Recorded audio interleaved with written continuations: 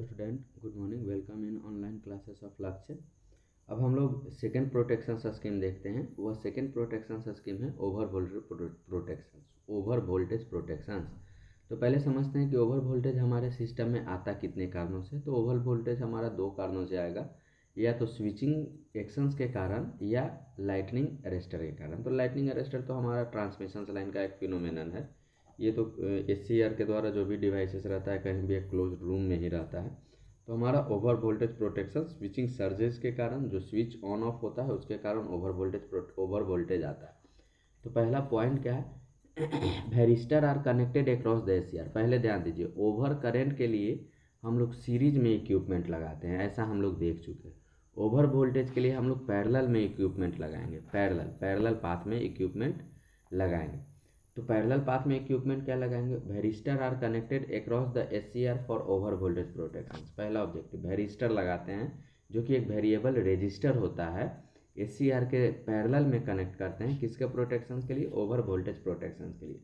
Next point है varistor is a non linear. देखिए यहाँ पर लिखा गया varistor is a non linear all metal non linear register. Varistor हमारा क्या है, non linear register. Non linear register का मतलब हम लोग जब लाइटनिंग अरेस्टर देखे थे ट्रांसमिशन डिस्ट्रीब्यूशंस में तो पढ़े थे, जब वोल्टेज का वैल्यू कम होगा तो रेजिस्टेंस का वैल्यू ज़्यादा होगा, और जब वोल्टेज का वैल्यू ज़्यादा होगा तो रेजिस्टेंस का वैल्यू कम होगा।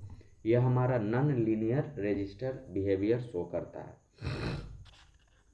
ठीक है, तो varistor is the non linear resistor. All metal oxide behaves as a non linear. जितना भी मेटल ऑक्साइड है सब का सब हमारा नॉन लीनियरिटी शो करता है। ऑल मेटल, ये सब ऑब्जेक्टिव पॉइंट है वेरिस्टर। और all metal oxide behaves as a non linear resistor. जैसे कि आपको यहाँ पर एक एग्जांपल दिए हैं, ZnO zinc oxide. It is also called voltage clamping device. या इसका जो बिहेवियर होता है नॉन लीनियर बिहेवियर प्रॉपर्टी को शो करता है।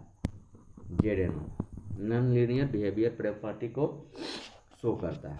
ठीक है, नेक्स्ट है metal oxide varistor and MOV is a device comma the resistance of which decreases with increase in voltage applied across it. Resistance हमारा घटेगा, इसका सार क्या हो गया, रेजिस्टेंस हमारा घटेगा कब, जब वोल्टेज बढ़ेगा। और वोल्टेज जब हमारा कम गया तो रेजिस्टेंस अपने फिर से ओरिजिनल पोजिशन। यह जो बिहेवियर हुआ यही हमारा नॉन लीनियरिटी बिहेवियर शो करता है। क्लियर है। नेक्स्ट है varistor are non linear devices. They consist of a metal oxide particle separated by an oxide film और इंसुलेशन। वेरिस्टर एक नॉन लीनियर डिवाइस है जो कि किस चीज़ का बना होता है, मेटल ऑक्साइड पार्टिकल का बना होता है बाय एन ऑक्साइड फिल्म और इंसुलेशन। ऊपर से उस पर ऑक्साइड का लेयर चढ़ाया जाता है।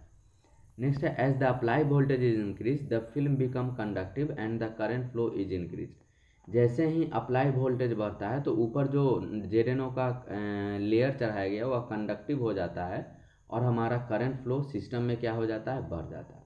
नेक्स्ट है high voltage appears across MOV its resistance decreases. आपको पूरा में कुछ याद रहे चाहे तो नहीं रहे, ये आपको याद रहना चाहिए। हाई वोल्टेज बढ़ने पर MOV का MOV मेटल ऑक्साइड वेरिस्टर का रेजिस्टेंस डिक्रीज कर जाएगा। जैसे ही रेजिस्टेंस डिक्रीज करेगा so it draws a heavy current to load the AC supply. मतलब AC सप्लाई या DC सप्लाई कुछ भी रहे उससे यह हैवी करंट ड्रॉ करने लगेगा।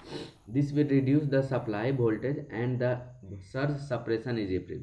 और इसी के कारण वह सप्लाई वोल्टेज को कम कर देता है और सर्ज सप्रेशन को रिड्यूस कर देता है। सर्ज मतलब जो हमारा सडन स्पाइक आता है, यह जो स्पाइक आता है, यह जो सडन स्पाइक आता है इसी को हम लोग क्या बोलते हैं, सर्ज बोलते हैं।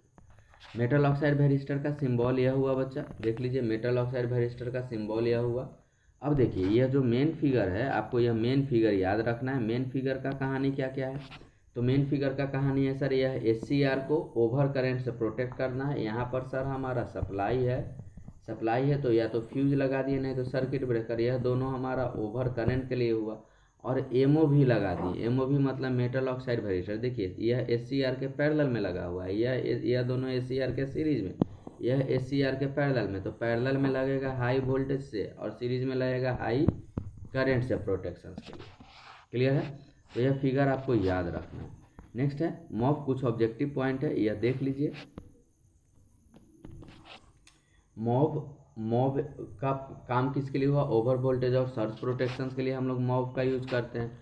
सेलेनियम डायोड मॉब को मतलब सेलेनियम डायोड, यह जो सेलेनियम डायोड हुआ इसका सिंबल इस तरह का हुआ, इसको हम लोग सेलेनियम डायोड भी बोलते हैं। Selenium diode is also known as voltage clamping ability.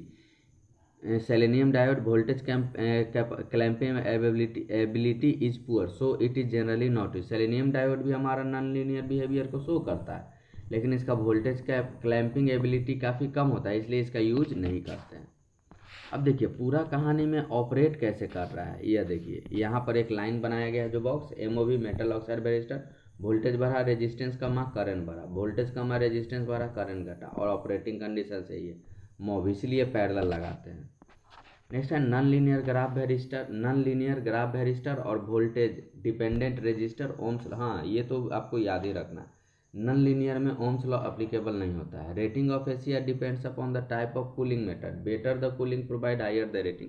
हम लोग ये भी जानते हैं कि कोई भी डिवाइस है, चाहे तो एसीआर है या कोई भी डिवाइस है, उसका जितना अच्छा कूलिंग मेथड होगा ना उतना ही इसका रेटिंग क्या होते जाएगा, बढ़ते जाएगा।